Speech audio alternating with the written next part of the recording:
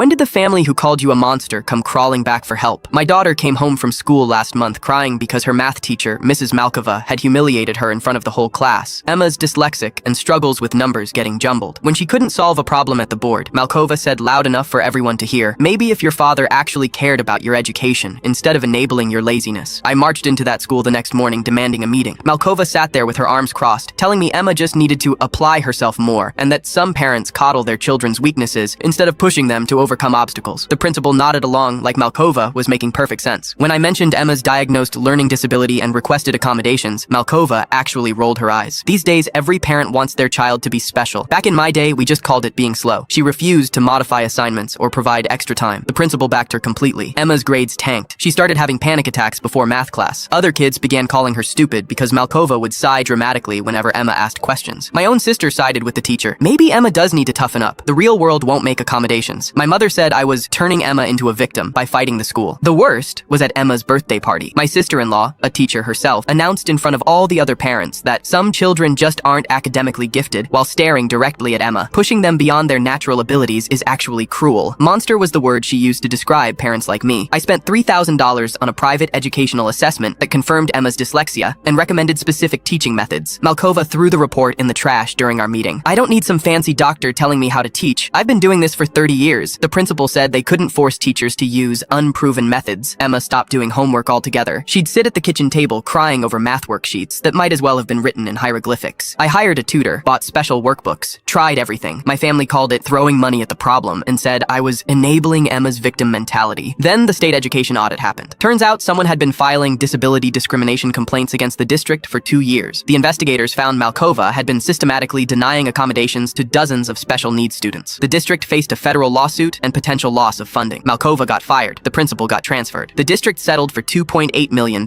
and implemented mandatory disability awareness training. Emma tested into the gifted program this year with proper accommodation. My phone started ringing immediately after the news broke. My sister, "I always knew that teacher was wrong about Emma. We should celebrate." My mother, "I was so worried about Emma's self-esteem this whole time. Thank goodness you fought for her." My sister-in-law, "I hope you know I never doubted Emma's intelligence." They all wanted to take credit for supporting Emma through her struggle. My sister even suggested we use some of the settlement money for a family vacation since we all suffered through this together. I looked at them gathering in my living room. The same people who called me a monster for advocating for my dyslexic daughter. "You're absolutely right," I said. "Monsters don't share settlement money with people who called their daughter stupid." The check goes directly into Emma's college fund, every penny of it. My sister tried one last guilt trip. Family should help family through hard times. I smiled. "Emma is my family. You people are just DNA donors who spent a year calling a dyslexic child lazy. They haven't contacted us since Emma made honor roll. Turns out monsters make excellent advocates."